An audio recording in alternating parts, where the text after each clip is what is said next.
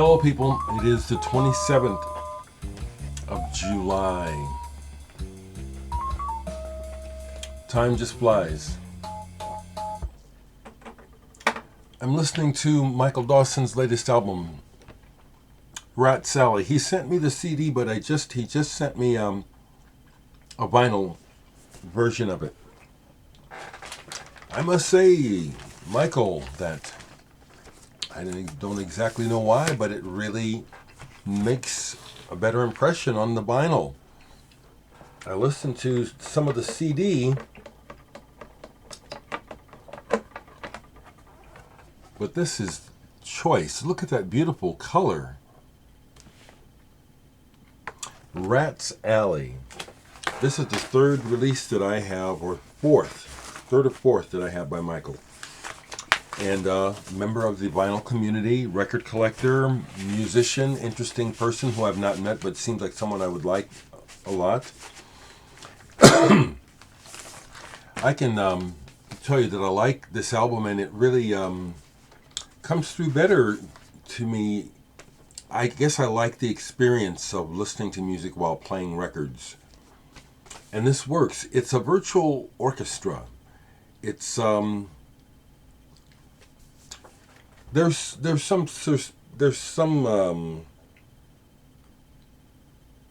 I imagine there's some kind of backstory to this, but what I'm trying to say about the music is that this is very much like Frank Zappa's Sin Clavier Jazz in Hell approach to music.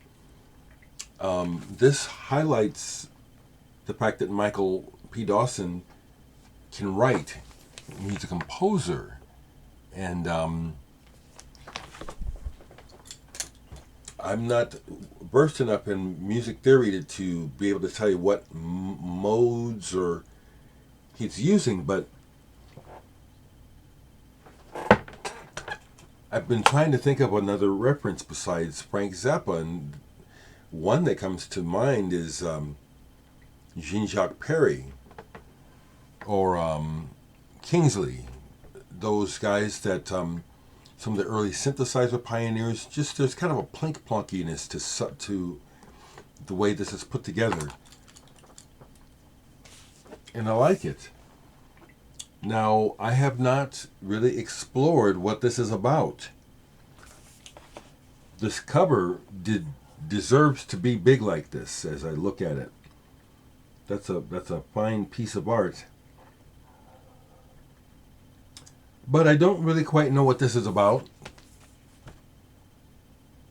or that it is about something, but it strikes me that it's about something. I may have to check into Michael's channel to see if he gives any background as to what the Rat Sally album is about. But the other thing I'd like to say very sincerely is it's another example of where independent music is strong, vital, and where probably the most interesting things are happening in music and art today in general are in the independent world. Probably has always been that case.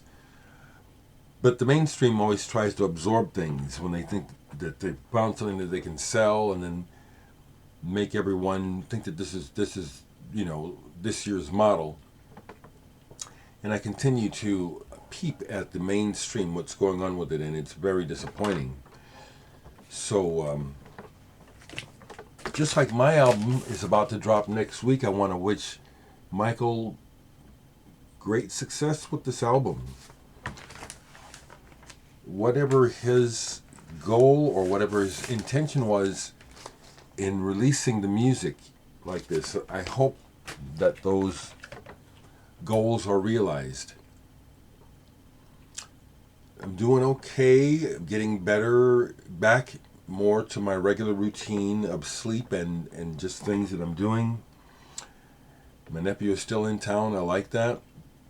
He may end up staying here with me for a while. That's fine, because he's lived here with me before, along with his mom and his other brother. Yeah. I get back to rehearsing with David Nant's band today. Some of the records that are out. I really like this stuff, people. I really like this stuff. Pale Saints, this type of sound, this type of approach, this choir boy voice. I like this a lot. This is, what is it, Mrs. Dolphin? Recently was put out on vinyl, and this is pretty.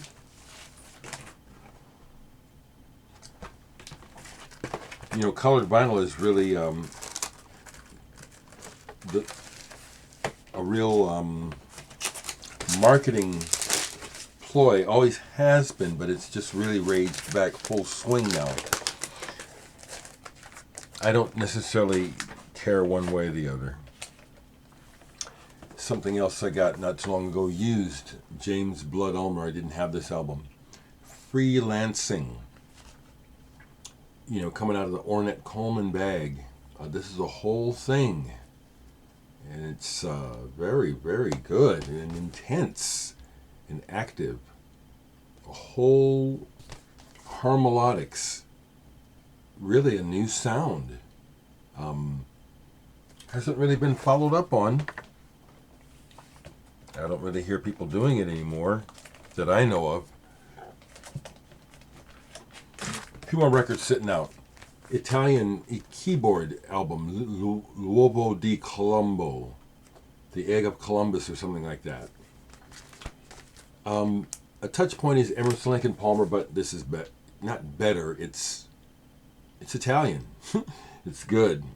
It's great. This is on blue vinyl too.